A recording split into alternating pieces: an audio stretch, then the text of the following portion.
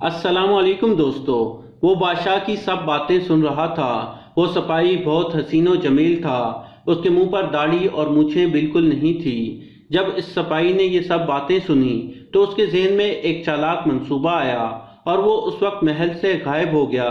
दूसरे दिन दरबार लगा हुआ था और बादशाह सलामत दरबार में बैठा था कि अचानक एक खूबसूरत और हसीनो जमील लड़की बादशाह के दरबार में हाजिर हुई।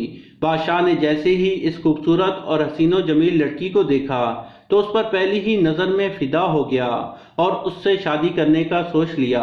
लेकिन जब बादशाह सलामत ने अपनी बीमारी के बारे में सोचा तो फिर मायूस हो गया। लेकिन फिर बादशाह सलामत ने सोचा कि मैं इस लड़की से शादी कर लूं तो ये मेरी हर ज़रूरत का ख्याल रखेगी और मैं इससे अपने दुख बांट सकूंगा। और उसने सोचा कि मैं अपनी इस बीमारी का राज इस लड़की को बाद में बताऊंगा। थोड़ी देर सोचने के बाद बादशाह सलामत ने काजी को हुक्म दिया कि तुम मेरा निकाह इस लड़की के साथ पढ़ा दो। काजी ने बादशाह सलामत का निकाह उस लड़की से पढ़ा दिया।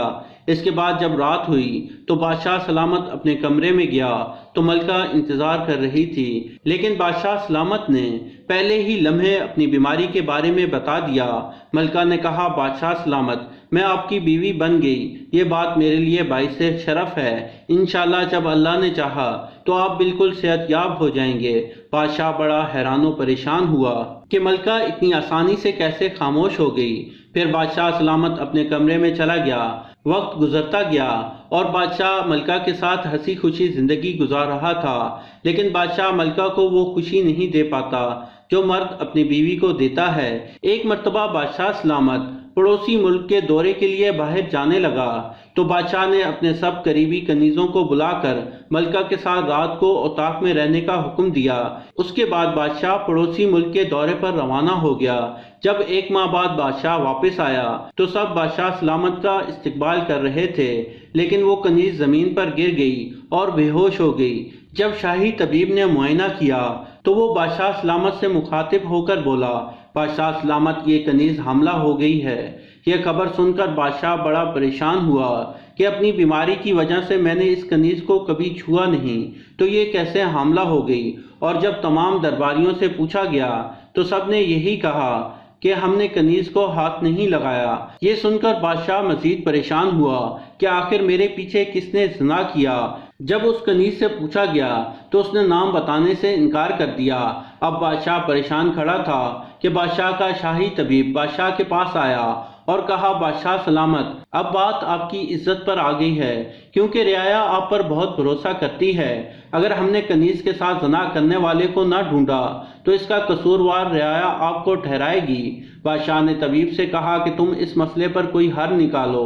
तो उसने कहा कि बादशाह सलामत, अगर आप अपनी इज्जत बचाना चाहते हैं तो अपनी इज्जत के साथ समझौता करना पड़ेगा।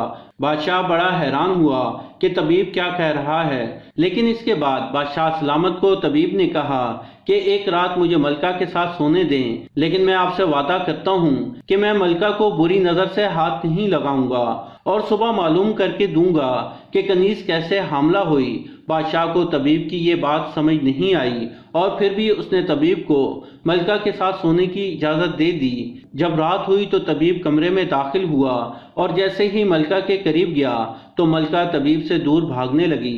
तो तबीब ने कहा कि तुम मुझसे दूर क्यों भाग रही हो? मैं तुम्हें वो खुशी दे रहा हूँ जो एक बादशाह भी तुम्हें नहीं दे सकता। लेकिन फिर भी मलका से दूर भागने लगी।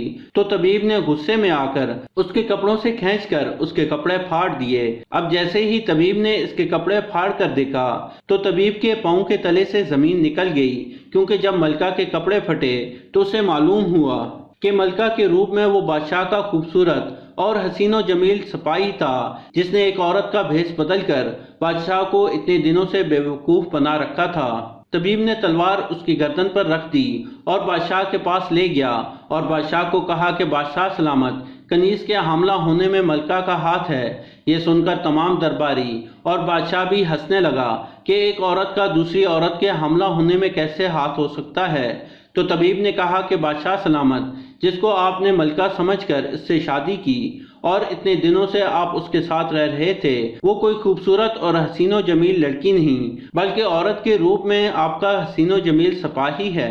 یہ سن کر بادشاہ بڑا حیران ہوا۔ اس نے حکم دیا کہ اس سپاہی کو میرے قدموں میں جھکا دو۔ پھر بادشاہ نے اس سے پوچھا کیا یہ طبیب سچ بول رہا ہے؟ تو اس نے اپنے سر سے نکلی بال اتار دیے اور کہا بادشاہ سلامت، جب مجھے آپ کی نامردی کے بارے میں پتہ چلا تو اسی وقت یہ منصوبہ میرے ذہن میں آیا کہ ملکہ کے روپ میں آپ کے ساتھ عیش و عشرت کی زندگی گزاروں گا۔ اور اس دن جب آپ پڑوسی ملک کے دورے پر گئے اور کنیز کو میرے ساتھ سونے کا حکم دیا تو میں خود پر قابو نہیں رکھ سکا اور میں کنیز سے اس رات زنا کر بیٹھا اور وہ حاملہ ہو گئی۔ بادشاہ نے جب یہ سب باتیں سنی تو بادشاہ نے ان دونوں کو عمر قید کی سزا دی۔ اس کے بعد شاہی طبیب نے بادشاہ سلامت کا علاج کیا۔ پھر بادشاہ سلامت چند ماہ بعد صحت یاب ہو گیا اور بادشاہ سلامت کی مردانگی واپس آ گئی۔